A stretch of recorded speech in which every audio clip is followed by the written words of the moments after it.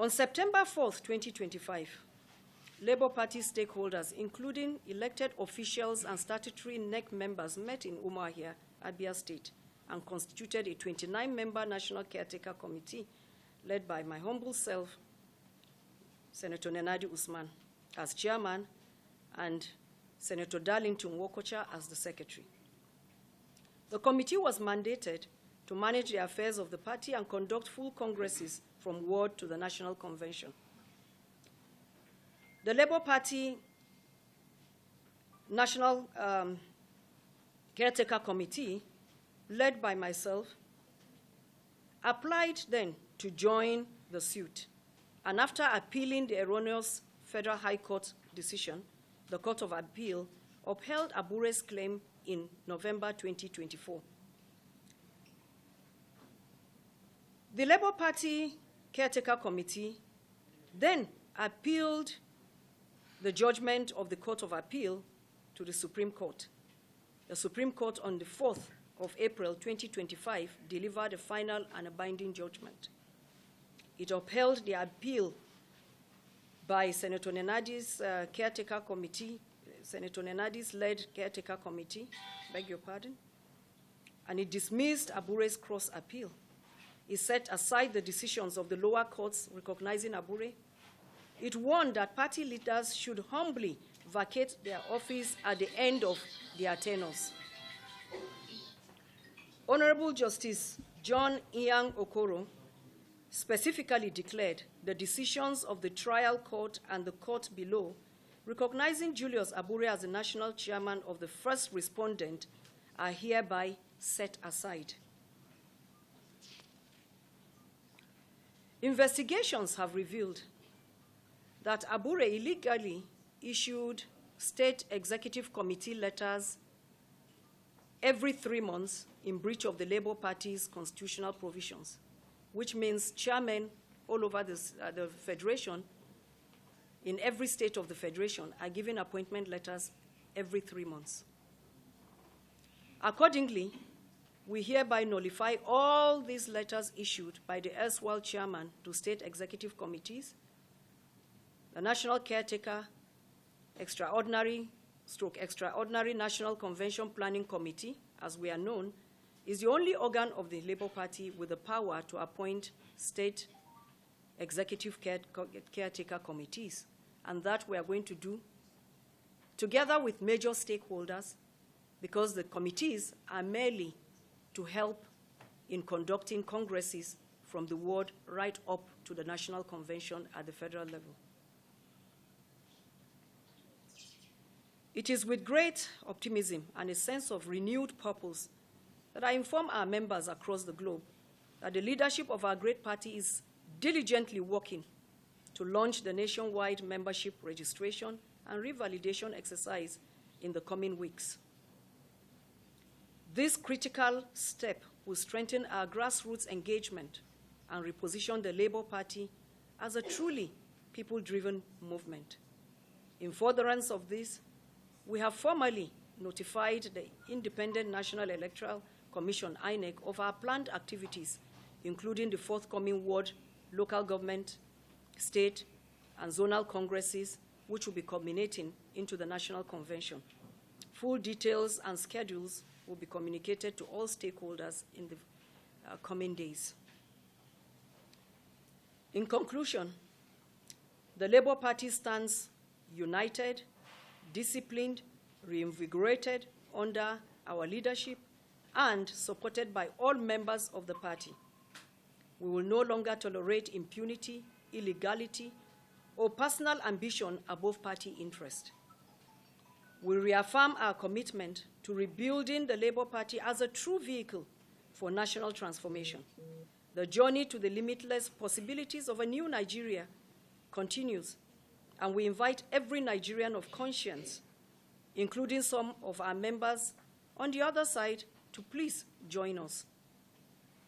We call on all Labour Party members across Nigeria, irrespective of past disagreements or affiliations, to continue to support the current leadership and to refuse to be demonized by Abure, who has played his last card and is just clutching at straws. The Labour Party is your home. It is our home. And we need every hand on deck to build the party of our dreams. As I said the other time when I spoke, after the Supreme Court judgment at the Hilton when we had a press briefing, I said, in this matter, there is no victor, no vanquished. All we want is to build a Labour Party that will serve Nigerians, a Labour Party that will give us a vibrant vehicle that we can use for people to come contest election into various offices, win, and help forge Nigeria forward. That is just what we want. We want a Labour Party that has internal democracy, a Labour Party where if you are a member of any, the executive, you know when you won election, when the congresses were done, when you started office, and that 3 or 4 years down the road is when you quit or you can go for re-election. We want a Labour Party where people who want to hold positions would go back to their wards and contest election in the congresses. And I would also want to call on all to come, please, let us unite to advance the limitless possibilities of the new Nigeria. I want to assure you that a new Nigeria is truly, as in indeed, is indeed possible. It is possible. One anchored on justice. We want a Nigeria that is anchored on justice, equity, and the supremacy of the will of the people, not the will of a few. Before I yield the microphone to the Secretary, I would want to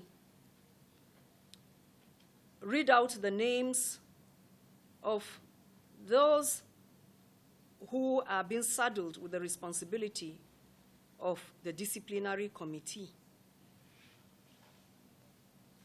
I need to read everything. Okay. I was taught I didn't have to read everything, but I think I should. So, pursuant to the powers vested in the National Executive Council under Article 19 of the Labour Party Constitution 1999, as amended, and in response to grave allegations bordering on corruption, financial misappropriation, and anti-party activities leveled against the erstwhile national chairman, Barrister Julius Abure, the leadership of the party hereby constitutes a disciplinary committee to thoroughly investigate the said matters and recommend appropriate disciplinary measures. The composition. Number 1, Senator Ireti Kingibe, the chairman.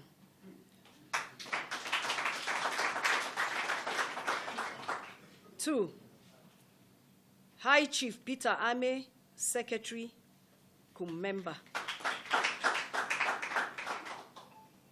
Honorable Okejo Onuaka Lucy, member. Ibrahim Abdul Karim, member. Mrs. Maria Lebeke, who was a one-time acting chairman, national chairman of the Labour Party, is also a member. Terms of reference. The committee is hereby mandated to, 1, investigate all allegations of corruption, financial misappropriation, abuse of office, and anti-party activities leveled against Barrister Julius Abure during his tenure as national chairman.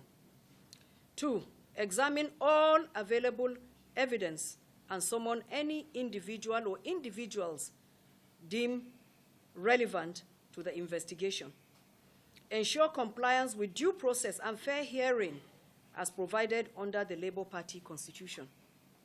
Recommend appropriate disciplinary actions in accordance with Article 19 of the Labour Party Constitution and any other relevant extant laws. Lastly, submit a comprehensive report of findings and recommendations to the National Executive Council within 21 days of this memo. The committee is enjoined to carry out its assignment with utmost diligence, impartiality, and fidelity to the party's core values of transparency, accountability, and internal democracy. on the true state of the Labour Party and lay bare the facts, the law, and the resolute actions we are taking to reposition the party in line with the values of transparency, accountability, discipline, and internal democracy. As a party, our journey has been marked by both progress and challenges. Today, we are compelled to speak out not in anger, but in responsibility. We commend the Nigerian judiciary and welcome the recent Supreme Court judgment that removed Barrister Julius Abure as the national chairman of the Labour Party. We honor our dedicated members nationwide who have remained steadfast despite the turbulence. Yet, we must confront with courage and clarity the divisive actions and manipulative tactics of Barrister Abure and his associates. They are actions that threaten the unity, integrity, and public image of our party.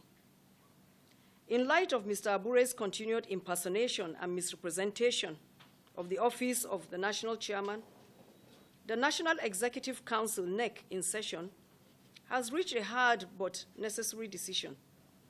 We can no longer stand by while the values we hold dear, transparency, discipline, and democratic accountability, are undermined from within. This press conference is convened to address the growing concern over the misconduct and internal rascality plaguing our party. At a time when Nigerians are yearning for credible leadership and they see the Labour Party as a beacon of hope, it is regrettable that we must battle internal sabotage from those who should know better.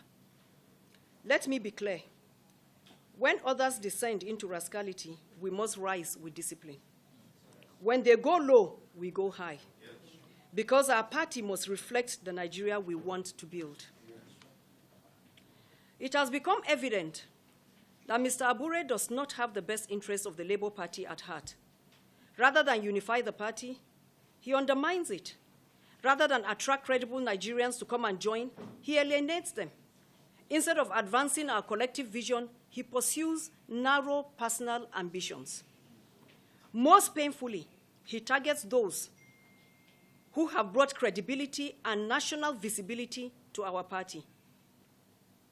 His Excellency Mr. Peter Obi and Governor Alex Otti. They represent the aspirations of a new Nigeria. Governor Otti stands out today as one of the most effective and respected governors in the country. These men have sacrificed not for personal gain, but to give the Labour Party and Nigeria a real shot at transformation.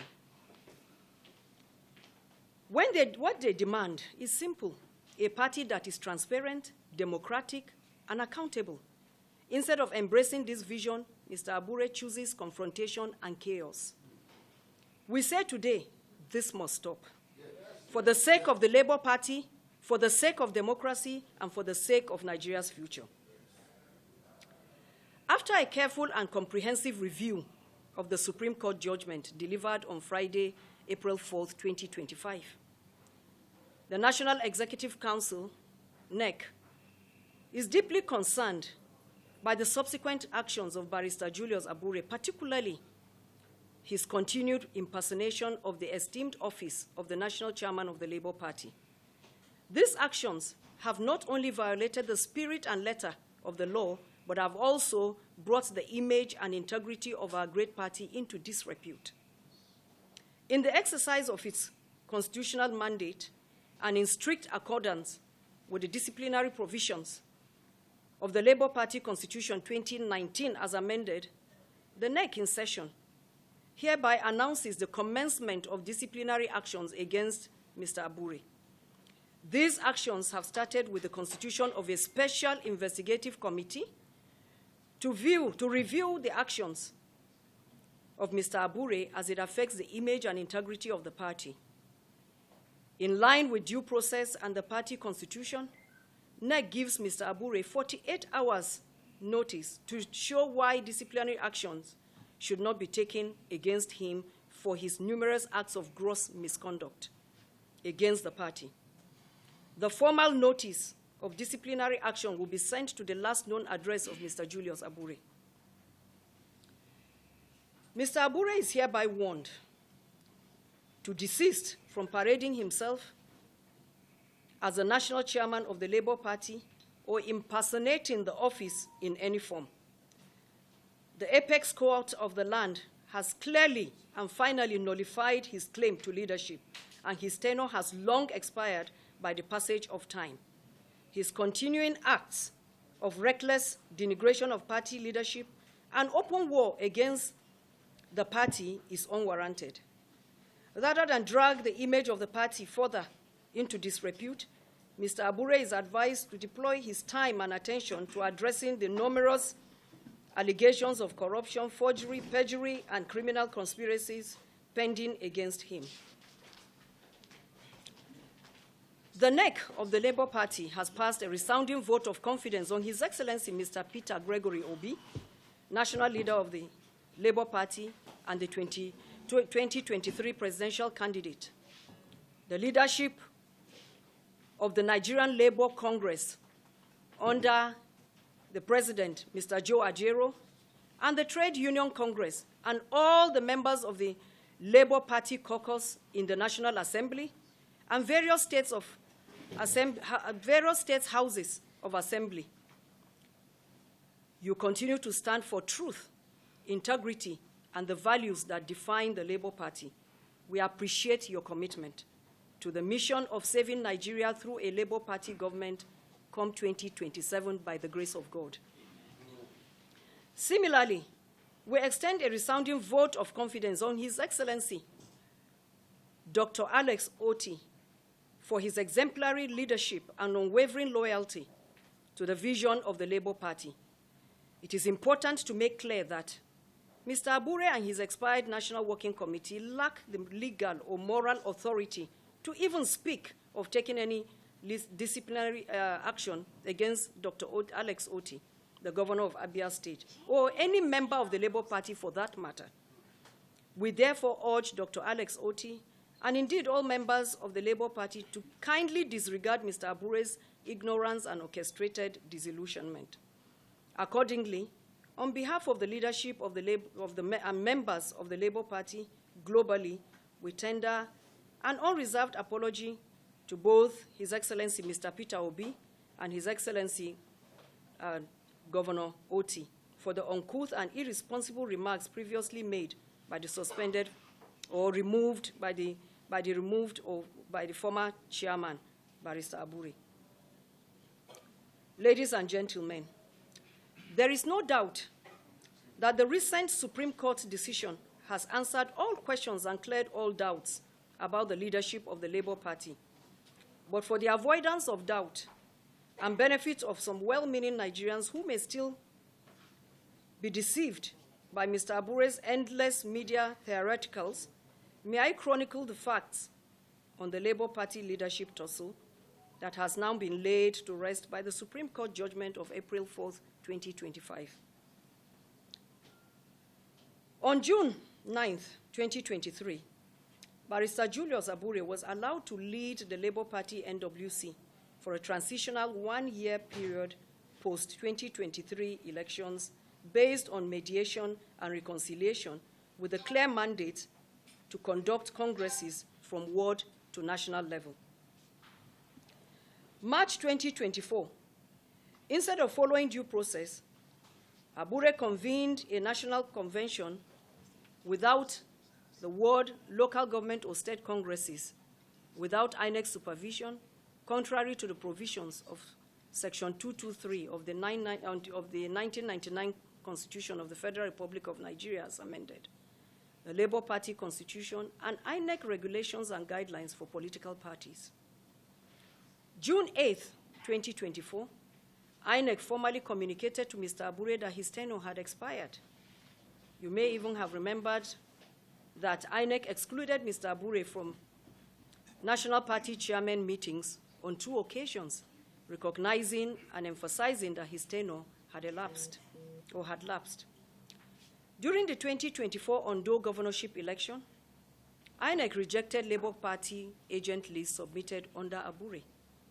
Abure then sued INEC to compel recognition, a legal battle he lost.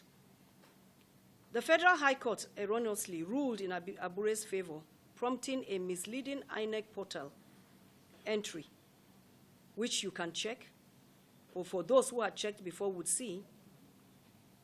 When the name Barrister Julius Abure is stated on the portal of the INEC portal, you will notice that in brackets, by court order, is written there, while for other parties, for all other political parties, election by election is written there.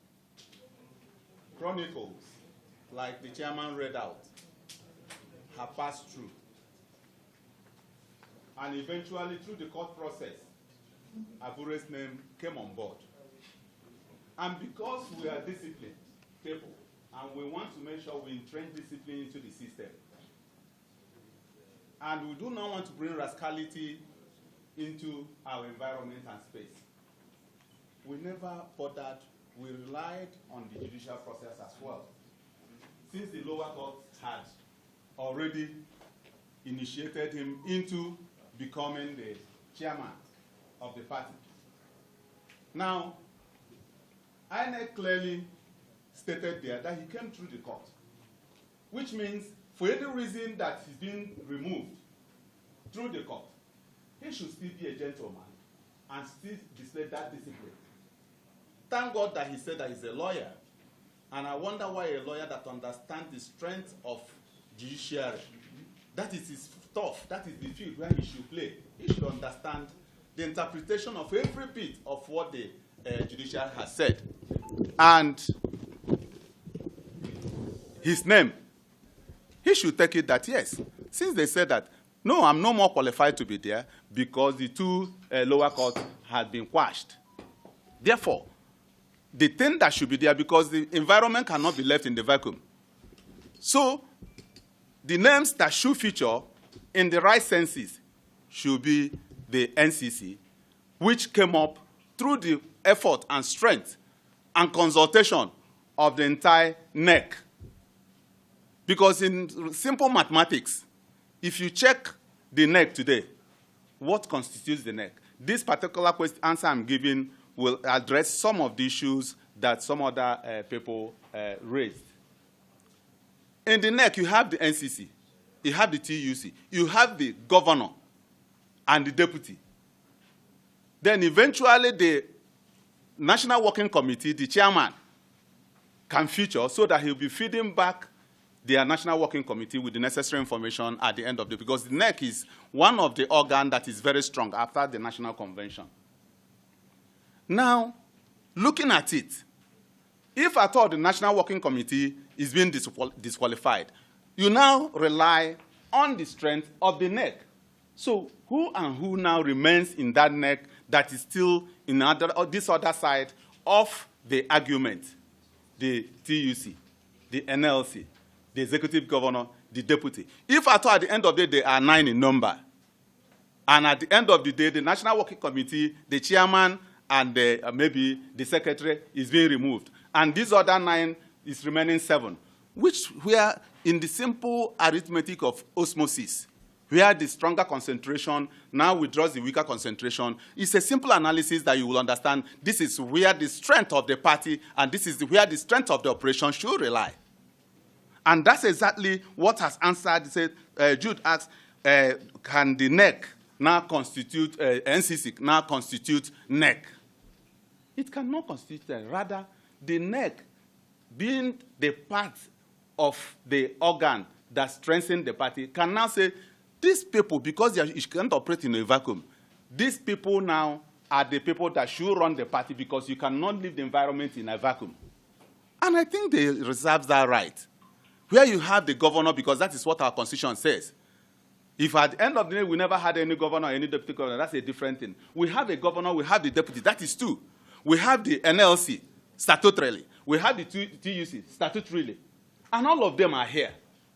And apart from that, what makes every party strong are the elected members in our own political structure. When you look at, you can see the senators here, you can see the members of House of Rep here, And these are people, the decision makers in every party, whether you call it APC and PDP, their NEC and the other organs of the government has these people in that fold. Will that of the Labour Party be a different thing? No, it cannot. So since the strength of the elected people are here, the governor and the deputy is here, that forms a larger stakeholder with the TUC and NLC. So somebody saying, oh, Abure this and Abure that, what makes him strong and formidable? All those ingredients are not there. Let's not start playing politics. Politics is not rascality. These are two different things. And there should be a reasonable minimum in every setting we find ourselves in the society. And one of it is that we must have a standard we have set across board, whether it's APC, PDP, Labour Party, or whatever. There should be an irreducible minimum. And the irreducible minimum which we want to entrench is that there must be party discipline.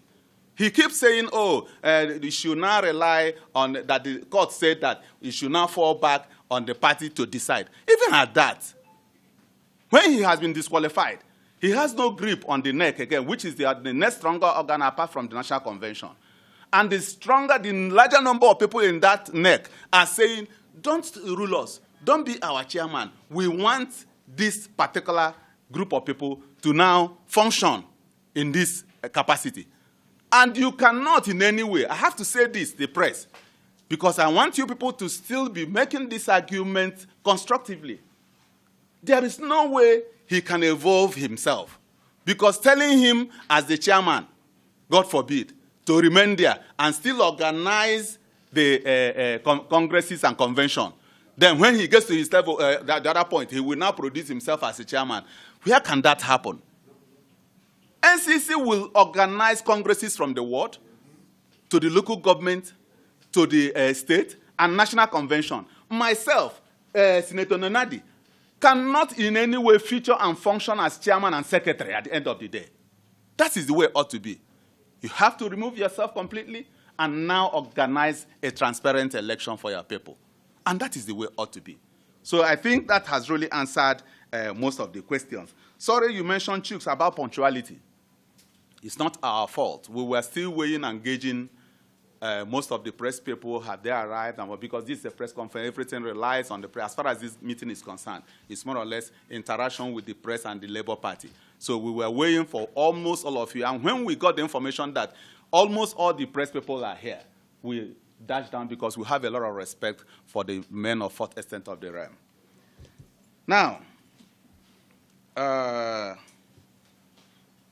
he said, what is INEC doing about uploading? What we have here in this hall today is Labour Party, and we have the press. INEC is a different institution. Bureaucracy is there. There must be a process they have to pass.